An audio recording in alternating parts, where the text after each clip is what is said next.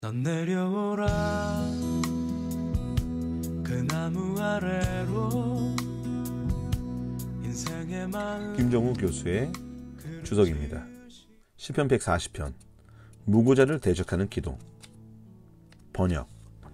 다윗의 시 지휘자를 따라 부르는 노래. 여호와여, 악인에게서 나를 건져주시고 포악한 자에게서 나를 보호하여 주십시오. 그들은 마음속으로 악한 계획을 꾸미고 전쟁을 일으키려고 날마다 모입니다. 그들은 뱀처럼 날카롭게 그들의 혀를 펴리고 입술 안에는 독사의 독을 품고 있습니다. 여호와여, 악인의 권세에서 나를 지켜주시고 포악한 자에게서 나를 보호하여 주십시오. 그들은 내 발을 걸어 넘어뜨리려 합니다. 오만한 자들이 나를 해치려고 몰래 덫과 올가미를 놓고 길목에는 그물을 치고 나를 빠뜨리려고 함정을 받습니다. 그러나 나는 여호와께 아뢰입니다. 주는 나의 하나님, 여호와여, 나의 애원하는 소리에 귀를 기울여 주십시오. 여호와 나의 주님, 나의 힘센 구원자여, 주는 싸움터에서 내 머리에 투구를 씌워 나를 감싸 주셨습니다. 여호와여, 악인들이 그들의 욕망을 이루지 못하게 하시고 그들의 책량이 성공하지 못하게 해 주십시오. 나를 에워싼 자들이 그 머리를 치켜들지 못하게 해 주십시오. 그들이 쏟아내는 재앙을 그들에게 되돌려 주십시오. 뜨거운 숯불이 그들 위에 쏟아지게 하시고 그들이 수렁에 빠져서 다시는 일어나지 못하게 해 주십시오. 중상 모략하는 자들은 이 땅에서 버젓이 살지 못하게 해 주십시오. 폭력을 일삼는 자들에게는 재앙이 그들을 덮치게 해 주십시오.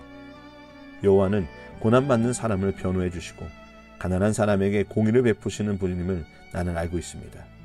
분명히 의인은 주님의 이름을 찬양하고 정직한 사람은 주 앞에 살 것입니다.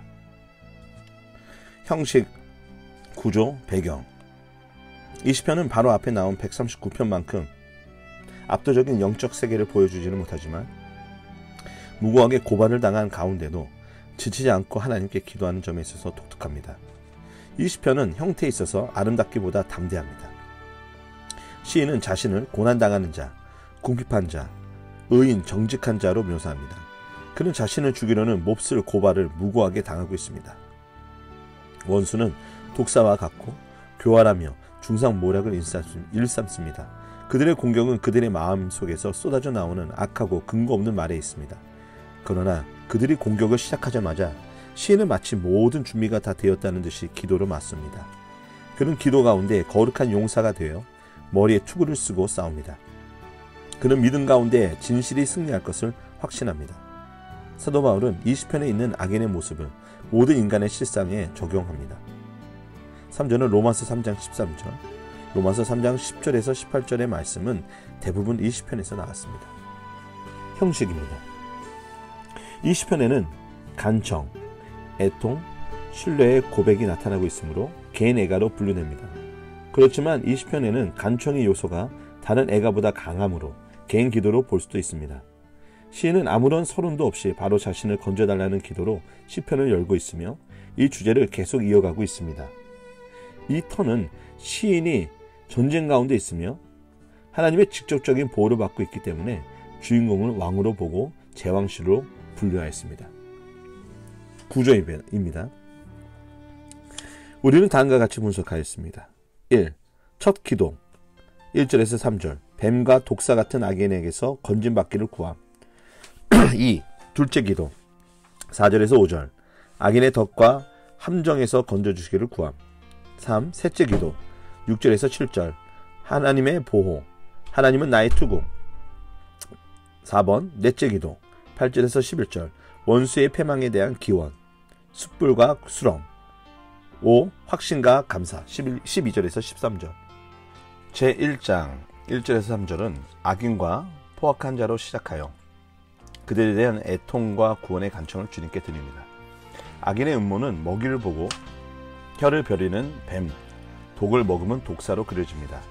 제2장 4절에서 5절은 1장의 악인과 포악한 자로 시작하며 뱀과 독사의 영상에서 사냥꾼의 영상으로 전환하면서 덫과 그물과 함정을 파둔 자들로 그려집니다. 즉 둘 다 먹이를 기다리면서 치명적인 일격을 가려고 하지만 사냥꾼은 더 많은 준비 작업을 한다는 점에서 뱀과 독사보다 더 지능적입니다. 제3장 6절에서 7절은 시인이 하나님께 직접 아뢰는 기도를 담고 있으며 이런 점에서 1, 2장에 나타난 원수에 대한 고발과는 차이를 만들고 있습니다. 시인은 그렇게도 무서운 원수를 어떻게 감당할 수 있습니까? 그는 주님이 나의 힘센 구원자이시며 전쟁터에서 내 머리에 투구를 씌워주신 분임을 고백합니다. 2장에서 이미 전쟁이 나왔으며 여기에서는 싸움의 날이 나와 앞장의 주제를 받아 이으며 심화시켜줍니다. 또한 악인의 음모가 성공하지 못하게 하소서 8절은 1장의 악한 계획을 파괴하도록 구하는 것입니다.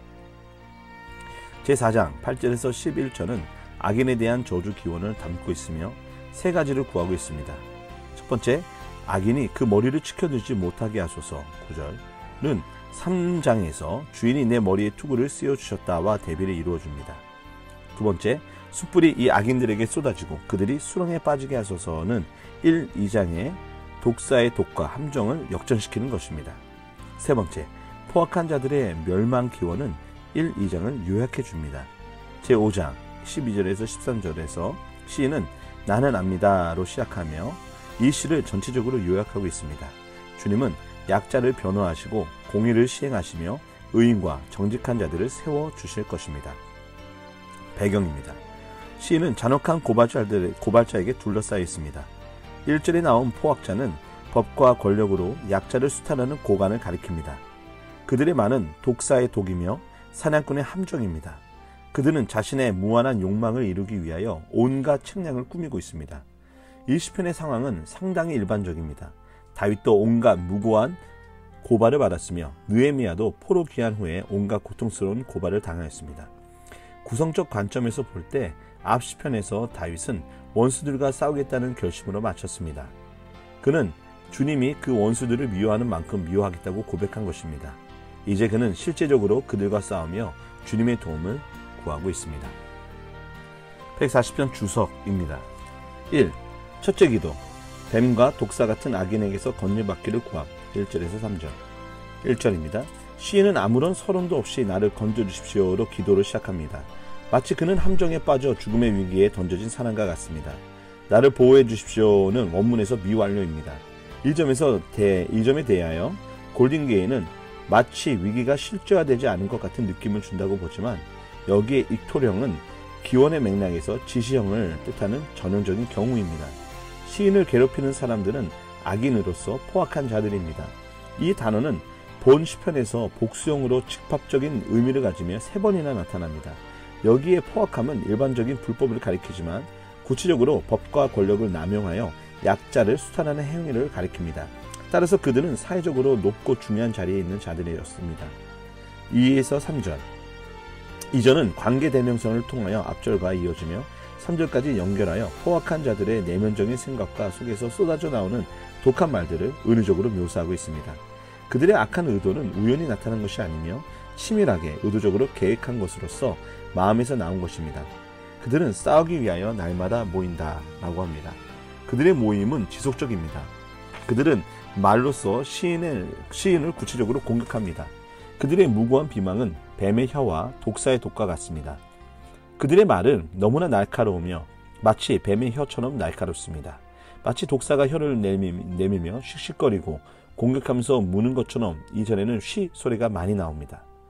2. 둘째 기도. 악인의 덫과 함정에서 건져주시기를 구함. 4, 5절. 먼저 4절입니다. 앞장에서 원수들은 음모를 꾸미고 말로 공격하였는데 이제 그들의 검은 마수가 시인에게 뻗치고 있습니다. 마치 그들의 손이 시인의 목덜미를 잡으려 하는 것 같은 긴박감이 여기에 있습니다. 그들은 시인을 뒤에서 밀어 넘어뜨리려고 합니다. 여기에서 원수들의 공격은 손으로 밀치는 모습으로 그려집니다.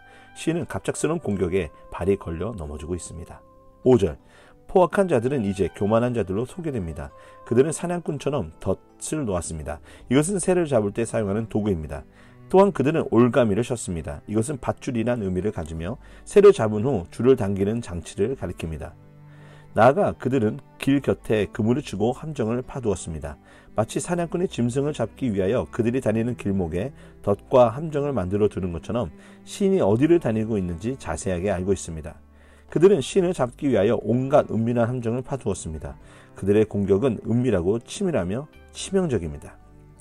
3. 셋째 기도. 하나님의 보호, 하나님은 나의 투구. 6절에서 7절. 6절입니다. 내가 말하였다는 수행적 완료로서 과거를 회상하며 말하는 것이 아니라 지금 내가 고백한다는 뜻입니다. 주는 나의 하나님입니다. 시인은 주님께 헌신한 자로서 주님과 개인적으로 친밀한 관계를 갖고 있습니다. 따라서 주님은 그의 간구하는 소리에 귀를 기울여 주셔야 합니다. 7절.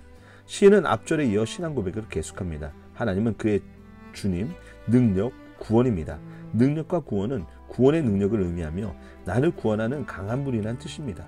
주님은 시인을 구원하기에 충분히 강한 용사입니다. 시인은 전쟁의 날, 즉 싸움터에 있습니다. 고대의 전투에서 군인들은 화살로써 머리를 겨누기 때문에 머리는 가장 취약한 부분이었습니다. 따라서 시인은 주님께서 내 머리를 감싸주셨다고 고백합니다. 여기서 투구는 생략되어 있습니다. 주님의 도우심은 최고의 무기가 됩니다. 4. 넷째 기도, 원수의 패망에 대한 기원. 8절에서 11절. 먼저 8절입니다. 시인은 앞에서 주님께 나의 애원하는 기도를 들어주십시오 라고 구했습니다. 뒤집어 말하자면 악인의 소원을 허락하시면 안 됩니다. 악인의 소원은 시인을 죽이려는 악인들의 음모와 책략입니다. 그들은 특히 악한 꾀를 꾸미고 있습니다. 즉 그들의 의도와 목표는 악합니다. 그들의 계획에 성공한다면 그들은 더욱더 교만해지고 더 많은 의인들을 죽이는 데 열심을 낼 것입니다. 9절. 시인은 이제 방어적인 자세에서 공격적인 자세로 전환하고 있습니다. 그는 악인들과 싸우려고 작정합니다. 악은 뿌리채 뽑혀야 합니다. 그는 간청형 대신에 지시형을 사용하여 악의 체제가 하나님의 심판으로 무너져야 함을 분명히 하고 있습니다. 그동안 시인은 원수들로부터 언어의 공격을 받았으므로 이제 원수들이 쏟아낸 거짓말들이 그들의 머리 위로 돌아가도록 구합니다. 그들이 독을 품고 말했으니 이제 그 독을 그들이 마셔야 합니다. 10절. 시인은 생생한 이미지를 통하여 악인들에게 임할 하나님의 심판을 묘사하고 있습니다. 뜨거운 숯불이 쏟아지는 영상에 대하여 학자들은 소돔과 고모라에 대한 하나님의 심판으로 해석하기도 하지만 불타는 숯불은 불타는 화살을 가리키므로 전쟁의 배경에서 이해할 수 있습니다. 전쟁에서 궁수가 불화살을 쏘는 것은 적진을 불태우기 위함입니다. 주님께서는 번개로 원수를 치시기도 합니다. 제2행에 그들이 수렁에 빠져서 다시는 일어나지 못하게 해주십시오는 1행에 숯불이 머리에 떨어지는 것보다 이미지가 약해 보입니다. 그러나 하늘에서 떨어지는 숯불과 깊은 웅덩이가 좋은 대구를 이룹니다. 이 단어는 구약에서 단 한 번 나오며 홍수, 진흙구덩이로 번역합니다. 이것은 소돔과 고모라 왕을 따른 자들의 최후와 고라와 그의 무리에게 임한 심판을 상기시킵니다. 원수들은 시인을 죽이기 위하여 함정을 팠으므로 그들이 도리어 자신의 함정에 빠져 다시는 빠져나오지 못하기를 구합니다. 11절. 앞에 나온 포악한 자는 이제 중상모략하는 자로 모습을 드러내고 있습니다. 그는 날카로운 혀로서 시인을 공격하였습니다. 그는 시인을 공격하여 사회에서 추방하고 그의 땅을 차지하려고 하였을 것입니다. 따라서 그는 자신의 땅에서 굳게 서지 못해야 합니다. 이것은 넓게 보면 공동체에서 추방되는 것을 의미합니다.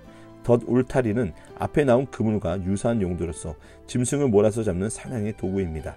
따라서 악은 사냥꾼으로 의인화되어서 악인을 잡아 죽입니다. 악인은 자신이 악을 통제할 수 있다고 생각하였지만 악이 그들의 손에서 빠져나와 그들을 오히려 잡아 죽이고 있습니다. 5. 확신과 감사. 12절 13절. 12절입니다. 시인은 비로소 내가 압니다 라는 고백을 합니다. 그동안 그는 고난을 받으면서 주님의 정의로운 보응을 확신하지 못했습니다. 그러나 기도하면서 주님께서 그에게 승리 주실 것을 확신합니다. 내가 안다는 내가 인정하며 살겠다는 뜻입니다. 주님은 고난당하는 자와 궁핍한 자를 돌보시는 분입니다. 13절. 시인은 자신의 승리로 끝나지 않고 의인과 정직한 사람들이 주님께 감사하며 예배하면서 자신의 땅에서 편안하게 살 것을 바라봅니다. 악인들은 결국 땅에서 끊어질 것이며 의인들은 주님의 은총과 특권을 누리며 살 것입니다.